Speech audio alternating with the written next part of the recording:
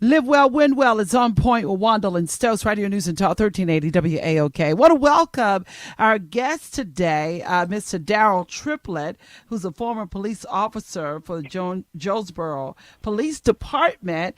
And he credits the Lord, his family, and long police career for his many talents. He's an actor, a comedian, and he's been around doing a lot of things, providing inspiration and comedy to many, and of course his long years of being with the police department. Want to say welcome, Daryll. How are you? Hey, I'm wonderful, wonderful, wonderful. Thank you. You make me sound like I'm somebody. You are somebody.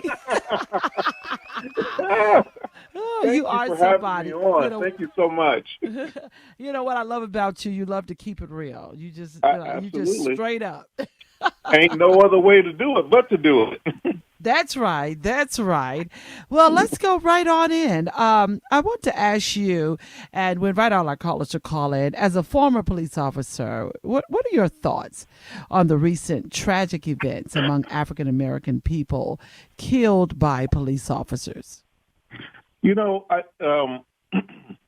it's a very sensitive subject to me, as we've been preaching this for years. I mean, these are very recent cases, but the cases of unarmed black men that has been shot by police over the last several years, it has always been.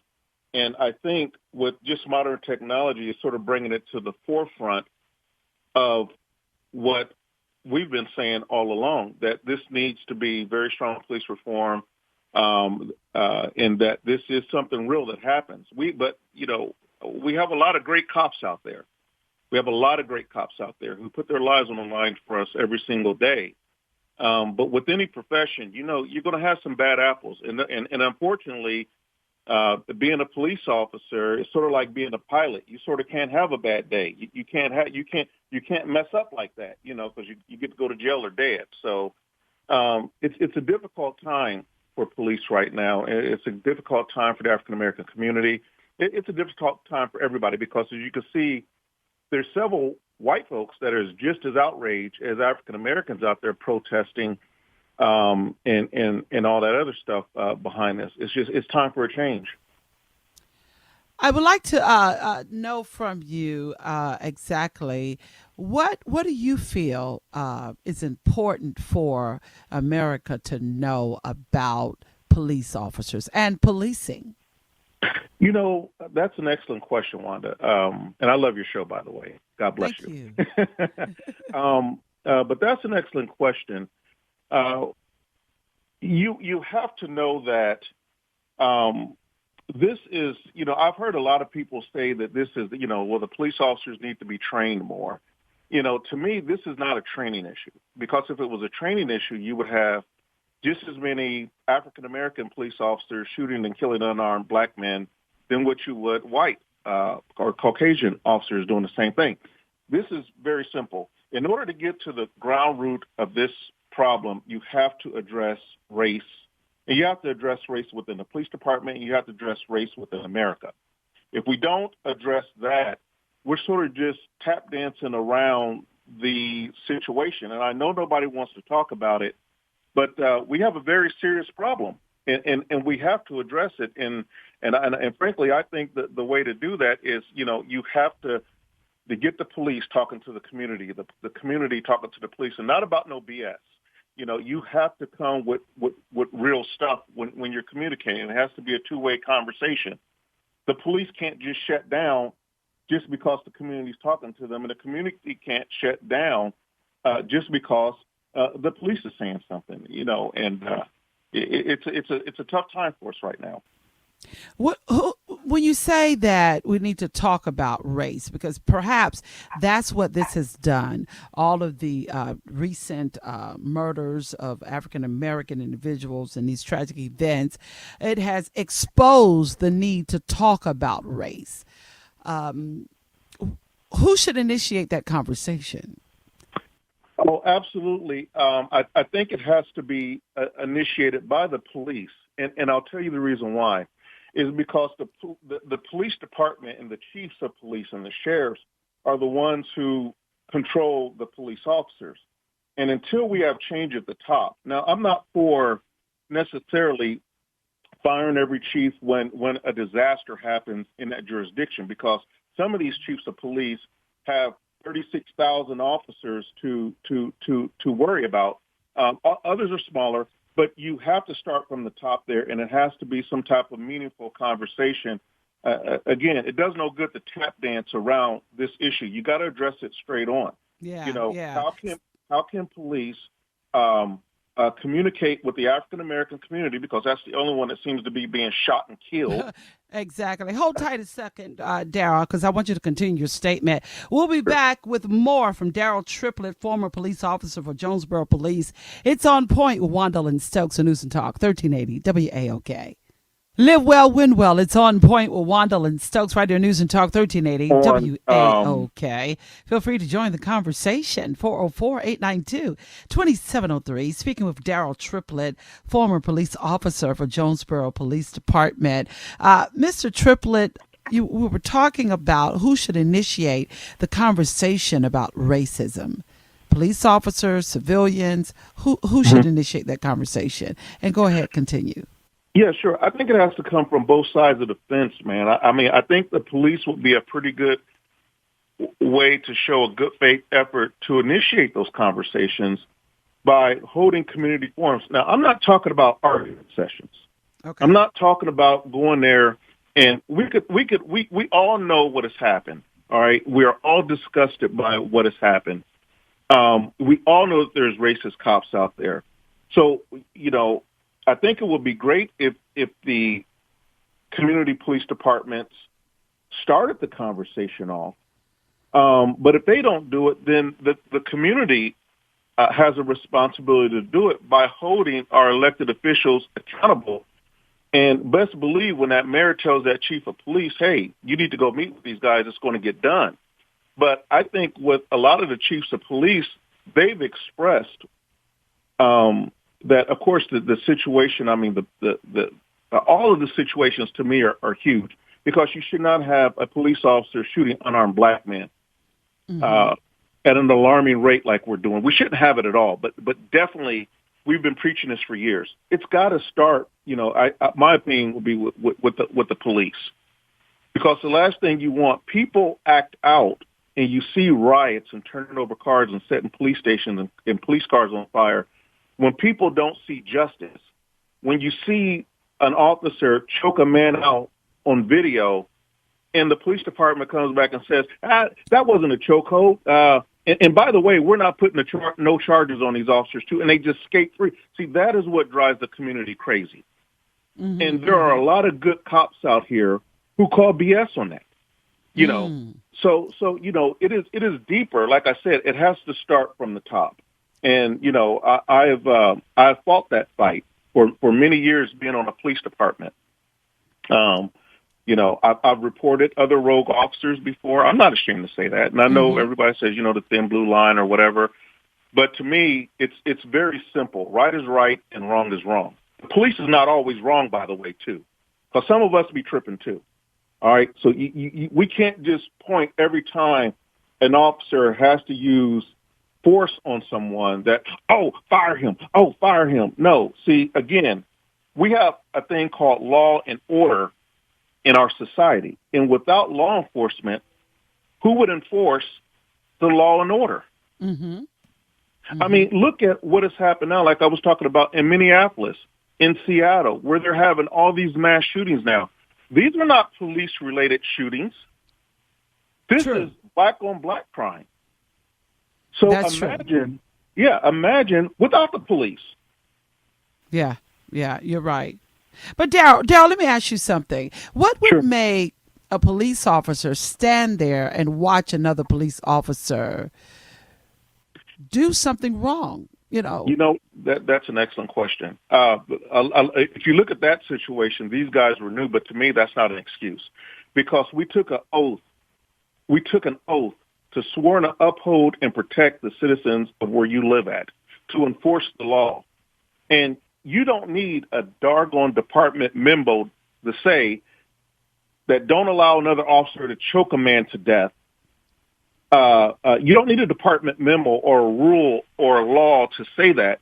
That's just, to me, that's common sense. You see this man down there choking this man on the ground, and you're standing there with your hands in your pockets. Mm-hmm. See, again, that's why I say as cops, sometimes we're our own worst enemies because you don't want to cross that line. You may be a new officer in their case, and you may be scared, but that is your job. That is precisely your job. Your job is not only to apprehend the bad guys, and your job is not only to use force if necessary against perpetrators, it's also to protect those perpetrators once you have them in custody, too.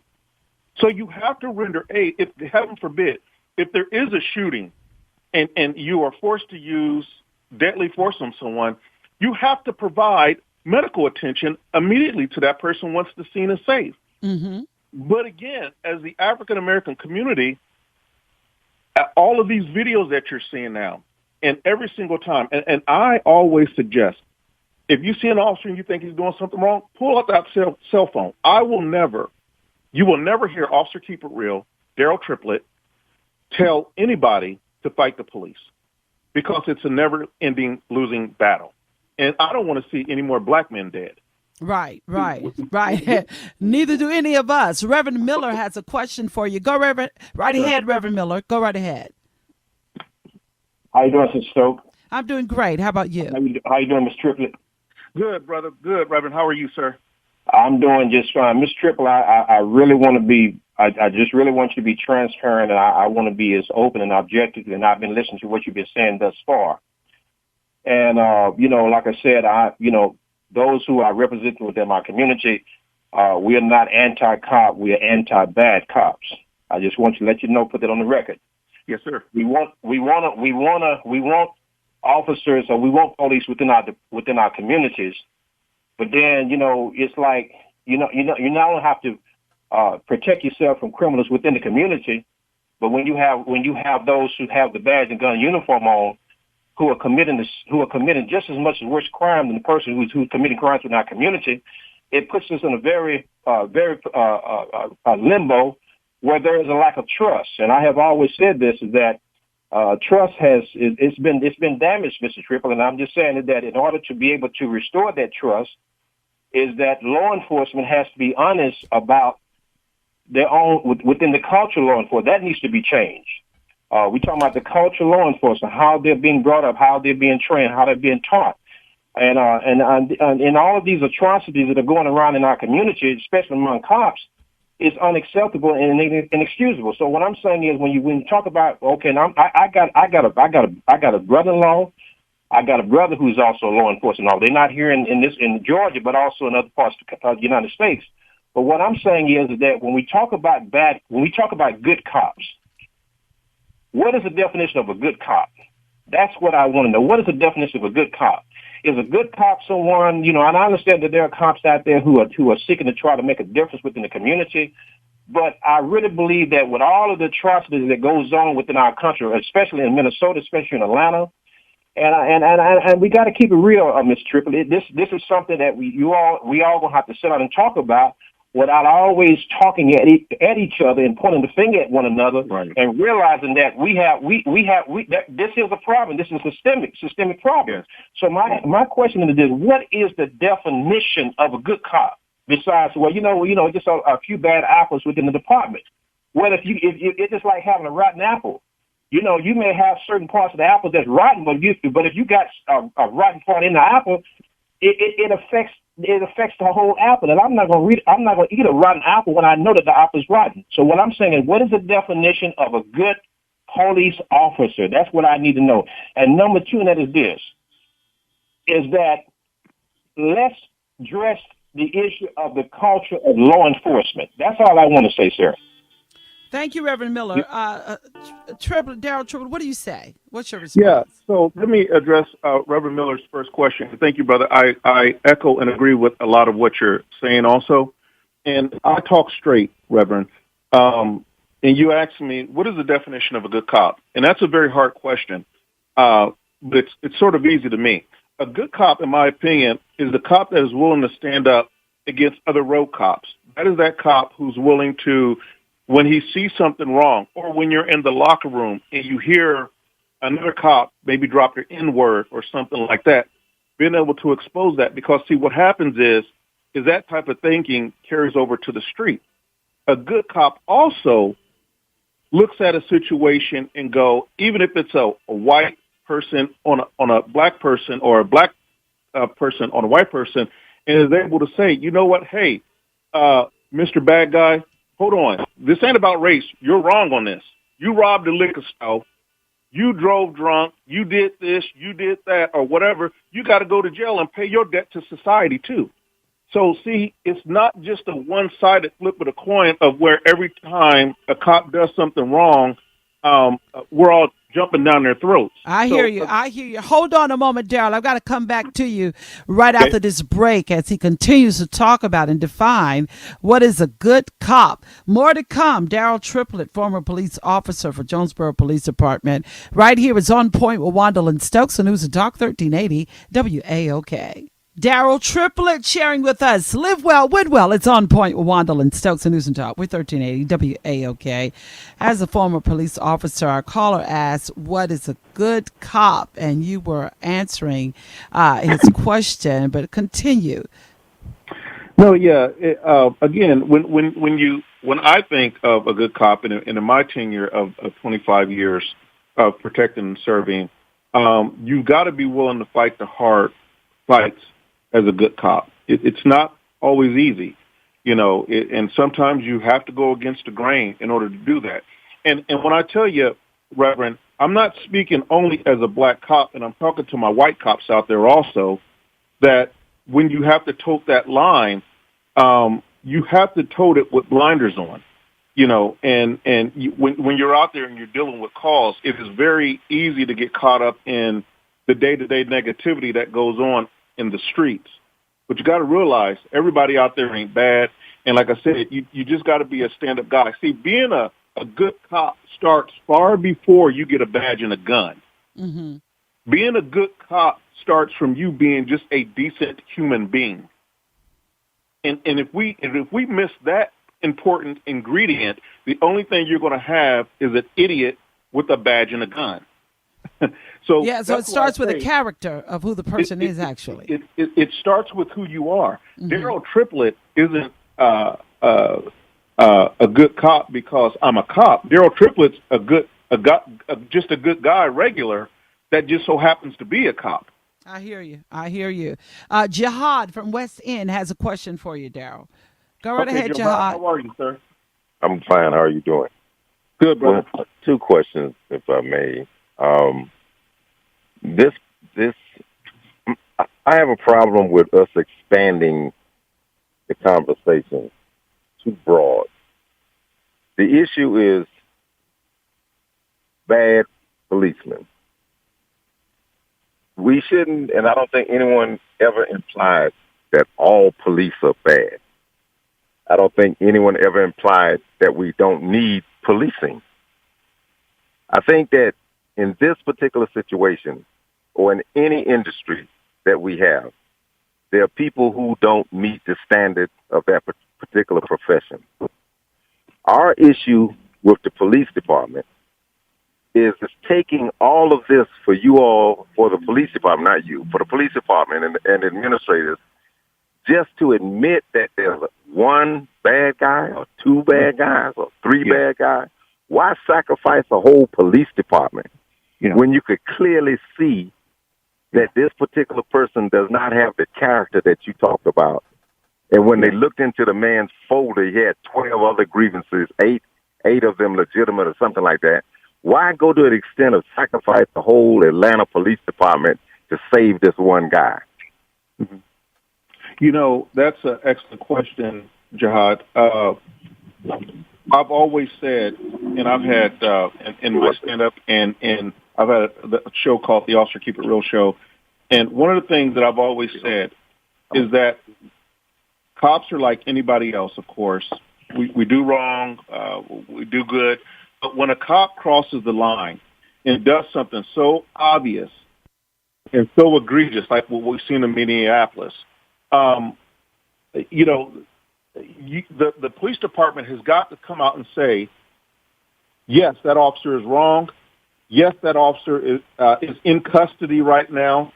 That's our job as the police. Our job as the police is to enforce the law. If we just stuck to doing what we're paid to do, I think we would be all right, honestly, because the community can understand that there's bad people in everything that you do, but you have to be able to police yourself. And you are absolutely right when it goes back to the character of that individual. And another thing I want to address with you really quick is that I have seen people that says, well, we would be better off without the police. Or I've had people tell me, I have a T-shirt that we have, it's called All Cops Ain't Bad. I've had people stop and tell me that, you know what, in my opinion, all cops are bad. I said, in order to say that all cops are bad, would be able to say, like, all people of color steal. And that's not the truth. That is the flat-out lie. Or all people of color don't want law and order or whatever. So you can't just look at one cop and just say that, and I know that's not what you're saying, but for my other listeners out there who may feel that way or echo that, you can't just look at one cop and say that all cops are bad, because that may be very well the cop that now bone rushes that other road cop off of your neck when you're down on the ground. So we've got to give support to where there's support needed. But again, you're absolutely right when you say it shouldn't take black folks to move heaven and earth, and black and white folks, I'm sorry, because there's just too many white folks out there protesting and rioting too, to move heaven and earth to get the police department to say that, yes, this officer was wrong. But Daryll, this has been going on for a while, and why should Absolutely. it wait until we're in this age of technology where you can pull out your actual phone and videotape a lot of this that's happening? Let's go to Gregory out of Charlotte, North Carolina. He has a comment or question for you. Go ahead, Gregory. Thank you. Good afternoon, Juandolyn and Officer Triplett. Good afternoon. Hey, Gregory, how you doing, brother? Doing pretty good. Yes, my question refers to the Justice and Policing Act of 2020, which is being introduced by Congress as a bill tomorrow. And as part of the provision of that act, Congress hopes to restrict or roll back what's called the 1033 programs. And that's basically the programs where the military will come back from a war like Iraq or Afghanistan, and the Department of Defense will give local police departments like Atlanta, Charlotte, or Jonesboro military-grade equipment. And so my first question for you would be, do you think it's a good idea to have this provision to take this military equipment away from the police? And also, do you think that this was a problem, looking back at the past, that when you give local neighborhood police military equipment, it makes them act like military police and they see the people as the enemy?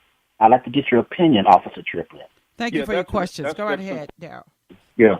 I don't think that it's like I teach my kids, a gun is not I've never seen a gun just sit on the counter and just go off by itself. And the same with military equipment. I don't think that giving military equipment to the police will make the police act like military, because you still need a human being driving force behind that tank or behind that gun or whatever to make that happen. So I don't necessarily, because there are a lot of bad guys out here, Gregory, that outnumber us with guns, ammunition, all types of deadly things that they have out there. I don't think necessarily, I think that's sort of smoke and mirrors in my opinion, because I don't think necessarily that a piece of equipment is the problem here. I think the problem is race. I've said it 100 times and I'll keep saying it. I've got to tell the truth. And I don't want to sound like I'm beating a dead horse, but when you take a racist person and you put them outside of their environment, what they're used to, and then the first time, everybody knows we just loud. We ain't going to bust a grape in a fruit fight most of the time. But and when you put someone in that situation, it's easy to scare them. And you have these unfortunate situations that happen. And then also, we have to look at that officer's background. When I'm talking about, does he have any KKK affiliation? Is he in the Aryan Nation or any other type of groups like that? Those have to be strong parts of a background investigation. But it's very difficult to do that when the officer that's doing the background may be very well from that background of the KKK also. I have to tell the truth. And that's why we need the reform. Yeah. That's why we need the reform. Yeah. Wow. Absolutely. You're bringing up some really good points. Michael out of McDonough, Georgia, I'm coming to you very shortly. Officer Daryll Triplett sharing with us, former police officer for Jonesboro Police Department. Keep listening. We're always keeping you on point. It is News and Talk 1380 WAOK. Live well, win well is on point with Juandolyn Stokes, Radio News and Talk 1380 WAOK. Playing just little excerpts from the funeral service of Rayshard Brooks on yesterday at Ebenezer Baptist Church. We're speaking with former police officer Daryll Triplett from the Jonesboro Police Department. Officer, I want to ask you, if you were active in the police department, how would you have handled the incident with Rayshard Brooks? You know, that is a very difficult. That's a very difficult situation right there. And I know I did a video on this on my YouTube channel, and it's called "I Was Black Far Before I Was Blue," and that is a very difficult case because on one side there's so much political pressure for everyone to, of course, and rightfully so, look at the situations that are happening today, and then to lump that situation into all of those. And to me, I'm just saying for Daryll Triplett, a.k.a. Officer Keep It Real, and I've got to keep it real. I can't buckle to the pressure of one way or the other or politics. And when you look at the Minneapolis situation, where these officers are outright killing this guy, he outright killed him on video, and he didn't give a darn who's seen it, and he stood there with his chest out like he was on a trophy or something. And versus the split-second decision that the APD officer had to make when he shot Mr. Brooks, whom my heart goes out to, and I love him dearly. God bless his soul. God rest his soul. Me and my wife have donated to them also. But again, right is right and wrong is wrong. I understand what people are saying that, well, he shot him in the back, some of the things that I've heard, or they could have taken him home or whatever. That's not their job to take him home. And it's an officer discretion thing. And I get it. That if he was white, they may have taken him home. I've heard all of that. I'm clear on that. But at the end of the day, it's an officer's discretion on this. And as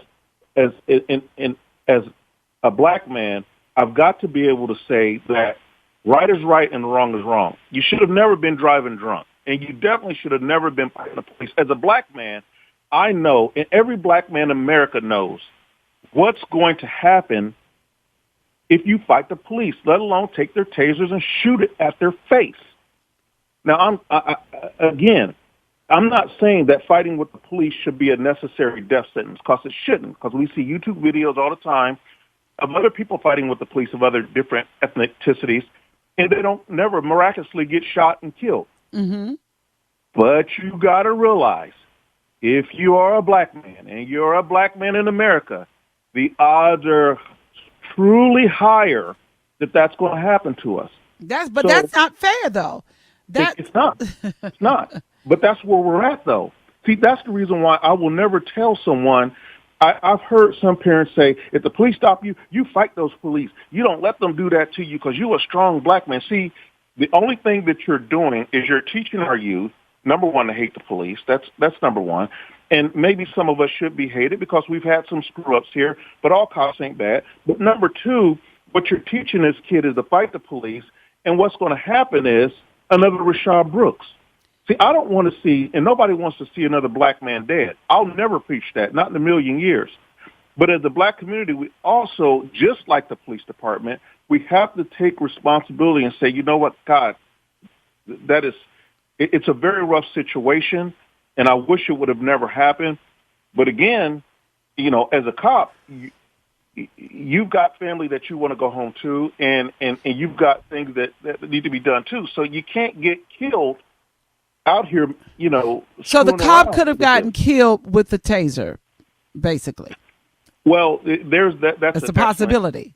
It's a definite a possibility because a taser in the hand of an untrained individual, it could be considered a deadly weapon. But what about a like, gun in the hands of a trained individual?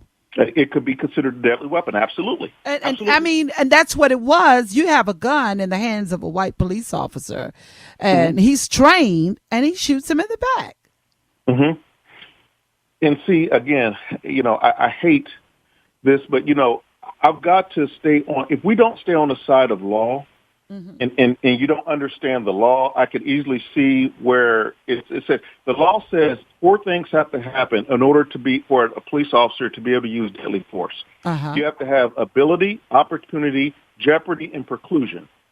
And that officer, whether we like it or not, met all 4 of those standards in the state of Georgia. I don't know about New York law. I don't know about South Carolina law. I know about Georgia law. And this is where this happened at. I see. Let me go to Michael out of McDonough. He wants to join the conversation, Daryl. Go right ahead, Michael. Hey, Daryl, listen, first of all, this is keeping it real. But I don't think you're really keeping it real for the listeners who are, really, they just, they really have genuine, honest answers. And I spent 25 years, of course, in federal law enforcement. And just to be transparent, there are things that we could absolutely not even think about doing that perhaps on a local level that officers could. Now, just put that out. But I think what you have done, number one, before I ask 2 questions, 2 questions that were asked to you as far as what's a good cop, and you said, well, I don't know, but then want to just ask you, what would you have done in the Miss Brooke case? And you said, well, that's difficult. Well, right there's nothing difficult about making a decision whether you're going to take deadly force, and there's nothing difficult about asking and answering what is a good cop. Obviously, as you mentioned about the locker room, officers can say whatever they want to say in the locker room. There's such thing as good and bad. You can say what you want to say. I don't have to be a part of the conversation. But when you go out into the street, the community policing part, that is when it becomes now a law and a legal issue. Meaning, for example, I was waiting to hear, and she asked, what would you do in Mr. Brooks' case? Well, I was waiting to hear some type of, as you're taught, confrontation avoidance, as you're taught, it's a community policing, as you're taught situation awareness, as you're taught what is the climate of the area. We already knew all these things. So to be hyper vigilant, to be, split second reaction, where there's it's a choice. But here's my question I really want to ask you, because you're no longer law enforcement, and I'm no longer law enforcement, but I'll tell it like it is. White officers and you, whether we all admit it or not, you have the same training as black officers. But the decision making is different. I've tried on one hand, and maybe you could do it. My question to you is, one, have you ever in your 20-some year tenure ever had to step up as a good cop, black cop, and tell someone else who's not of the same ethnicity, hey, no, man, that's wrong? 2, can you count in your 20-some year at least 5 examples whereas a minority officer did the exact same thing as a non-minority officer did? Because I can't. So you got the same training, you got the same laws, you got the same rules, but it seems that one segment do it without second guessing, whereas you, as a minority officer, there are things that what you knew in your head while you was patrolling the street that you could not do that your other officer of white persuasion could do and get away with. And I'll wait here for your response. Sure. Okay, just hold tight a second. I'm going to hold Daryl over if you got just an extra 10 minutes for me, Daryl. Okay, thank you so much. Yeah. Thank you. I appreciate that. And he'll answer your question. And Sean and Gideon, I've got you coming up too as well. It is On Point with Juandolyn Stokes on News and Talk 1380 WAOK. Live Well, Win Well is On Point with Juandolyn Stokes. I'm just going to take this moment. We've got former police officer Daryll Triplett.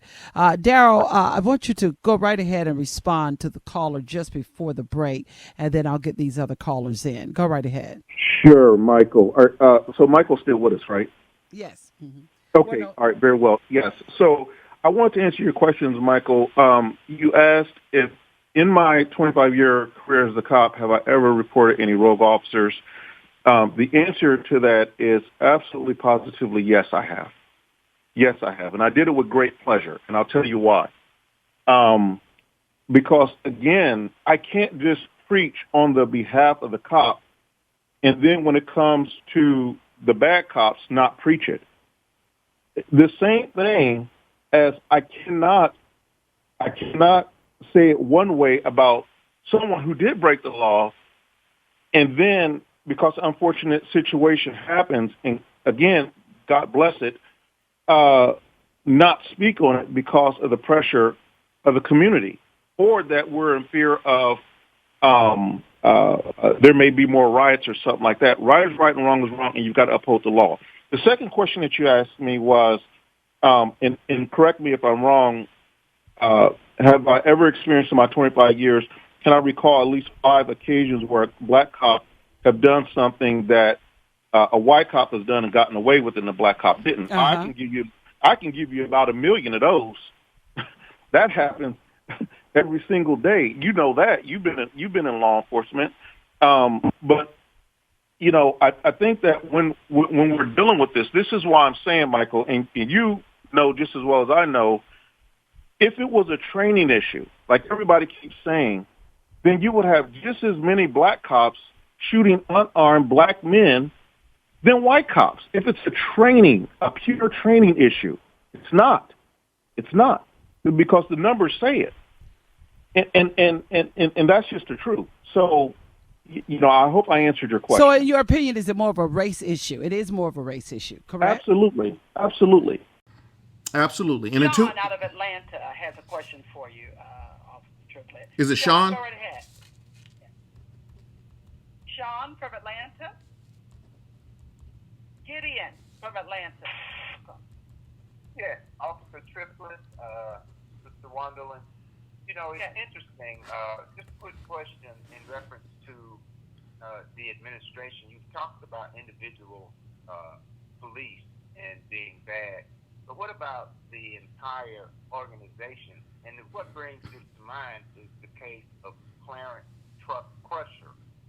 I believe I pronounced his name right, where Clarence Crusher was stopped on a routine traffic stop, was obeying all of the commands of the police, and the female police officer had her boyfriend was in the helicopter above the incident, and he said, "This is a big black man, he looks dangerous." She shot him dead, and as a result of her shooting him dead with no weapon whatsoever, she is now training other police. She moved to another, got a job at another police company, station, wherever, in another city, and is now training other police. Can you believe that? So when you talk about a bad police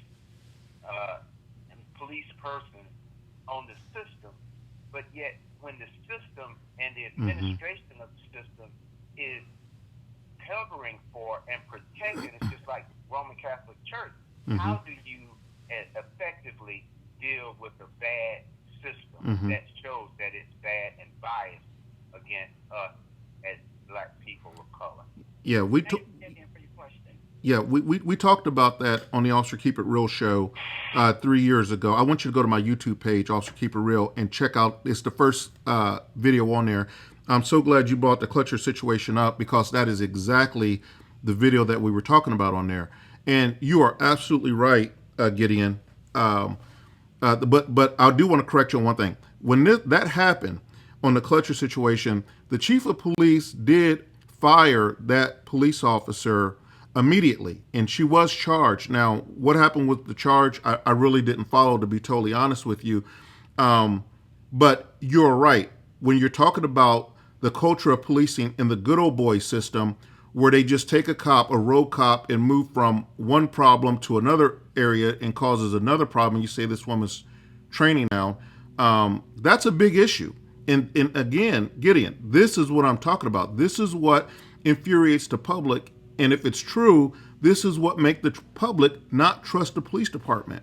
I was all for that chief, and I still called for his resignation the day that happened. I still called for that chief's resignation. And the reason why, and the rest of my team disagreed with me on calling for his resignation, because I felt that it should not have taken that long to decide whether to lock this officer up who just shot this man for reaching for a door handle. That's all he did. He reached for his door handle. Right. We don't get to shoot people for that. And the police, the chief of police should have been the first one down there with his handcuffs out, locking that officer up. But not only with that, I'm talking about the good old boy. If that officer was a male white officer, it should have went the same way. And until we hold our chiefs of police accountable for the bad that these officers do, you're going to always have this type of environment. But again, we can't do a knee-jerk reaction also like what you see in Clayton County, where the officer is responding to a gun call. He has his gun out, and he's pointing out these kids that could have a gun, and then everybody's calling for this officer's termination. That's bullcrap.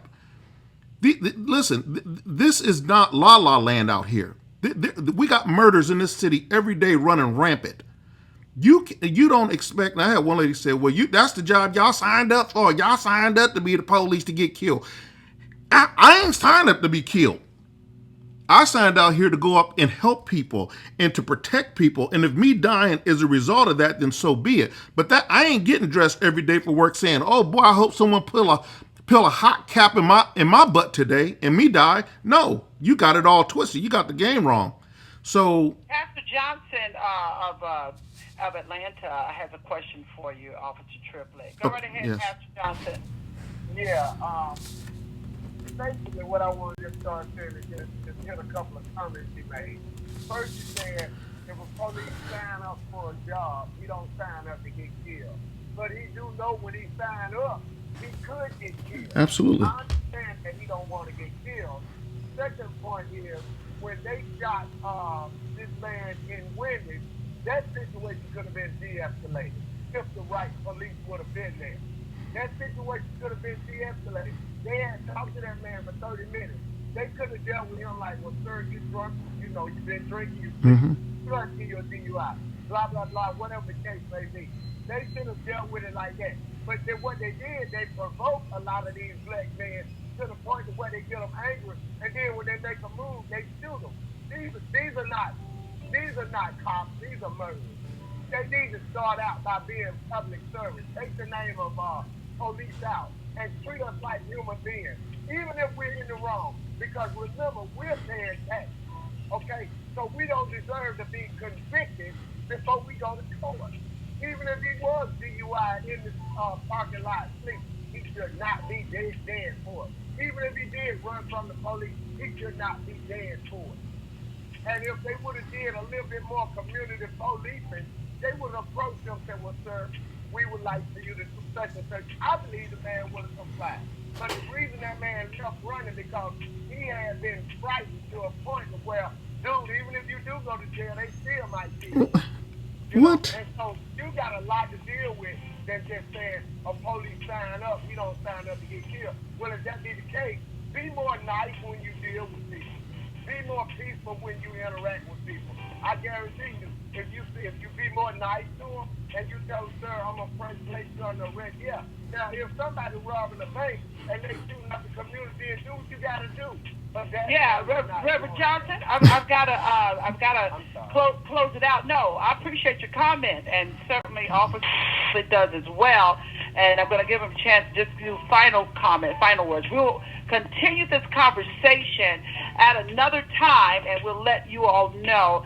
But Officer Daryll Triplett, any final word? Yeah, I do have a final word. This is a very difficult situation that we're in, Pastor, and everybody doesn't have the luxury of talking to everybody every Sunday morning in a nice, calm environment. When you're looking at our community, the last thing that I want to see is another black person or anybody shot by the hands of the police. That's unjustified. But you got to understand something also. You're right. Those officers talked to him nicely. Those officers did everything. They were not rude or disrespectful. And he chose to fight. He chose to take their taser. He chose to shoot it at them, and all that is it's over with, and God rest him. But we cannot look at this and then teach our children that, well, if the police would have not arrested him, then none of this would have happened. First off, we don't know that, and then secondly, that's not their job. But my final thought is this here, is that we have to, at some point, come and we have to communicate, and the police have got to get to know their community and who's in their community, and that's difficult to do in some areas. I realize that, but you got to make a strive at it. A lot of the things that we're proposing is, while that cop is in the academy, that new rookie cop is in the academy, let him mentor a black kid. And then that is part of your training. You know, because the whole thing is, a lot of white folks don't know how. Yes, a lot of white folks don't know how us black folks act, and vice versa. A lot of black folks don't know how the white folks act. So I think that if we communicate and we circle around wagons and really do some deep police reform, I think that we can really make some headway with this. If not, if no one talks about it, it just stays the same. Thank you so much, Officer Daryll Triplett, former police officer for Jonesboro Police Department. Thank you so much for taking the time to share with us today and even extending your time. We appreciate you so much, and we'll have you back as we continue the conversation. Thank you, Wanda. Thank you. Much love.